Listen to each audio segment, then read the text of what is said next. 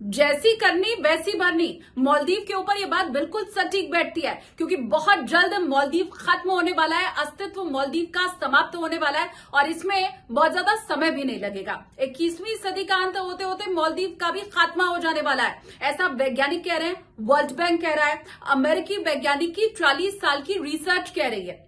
देखिए, दरअसल एक्सपर्ट्स ये मानते हैं कि ग्लोबल वार्मिंग बहुत तेजी के साथ बढ़ रही है और इसीलिए जो ध्रुवीय बर्फ है उसका पिघलना लगातार जारी है और ऐसे में समुद्र के पानी का जो लेवल है वो तेजी के साथ ऊपर आ रहा है।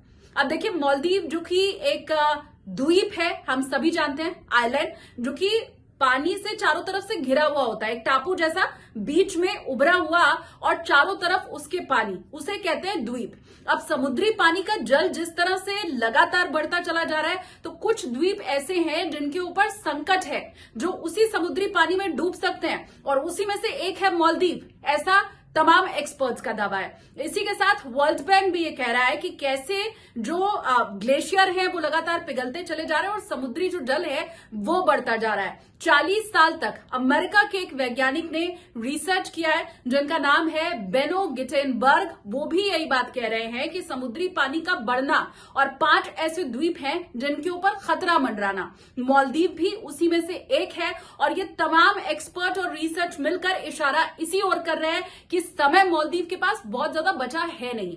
21वीं सदी का अंत होते होते समुद्री जल जिस तरह से बढ़ रहा है वो पूरी तरह से मालदीव को अपनी चपेट में ले लेगा और मालदीव इसमें डूबता चला जाएगा।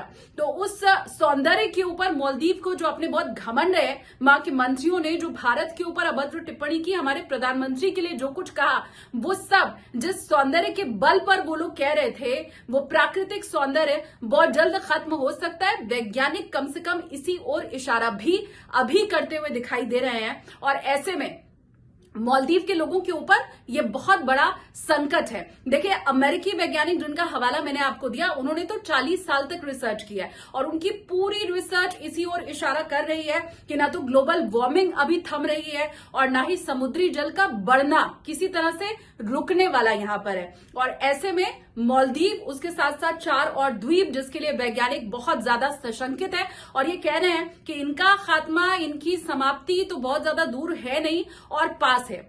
लक्षद्वीप और मालदीव, इन्हीं की तुलना के साथ ये पूरा अब जो घटनाक्रम था वो शुरू हुआ, विवाद शुरू हुआ। हालांकि प्रधानमंत्री नरेंद्र मोदी की ऐसी कोई मंशा नहीं थी, उनकी तरफ से तो अपने देश की जो ख्याति थी वो बढ़ाना, अपने देश के सौंदर्य को लोगों तक पहुंचाना, टूरिज्म को लक्षद्वीप के बढ़ाना ही एकमात्र उद्देश्य था।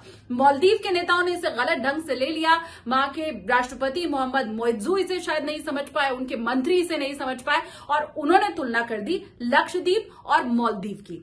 अब सचेत उन्हें हो जाने की जरूरत है, क्योंकि वैज्ञानिक इसी ओर इशारा कर रहे हैं कि बहुत ज्यादा जीवन मालदीव के ऊपर अब बचा रह नहीं गया। ये 3 रिसर्च का हवाला मैंने आपको दिया, जिसमें वर्ल्ड बैंक भी इसी ओर इशारा कर रहा है, अमेरिका के वैज्ञानिक भी इसी ओर इशारा कर रहे हैं कि 21वीं सदी का अंत होते होते मालदीव की भी समाप्ति हो जाने वाली है और पूरी तरह से समुद्र के पानी में मालदीव डूब जाने वाला है। तो क्या इसे इस ढंग से भी देखा जाए कि जैसी करनी वैसी भरनी?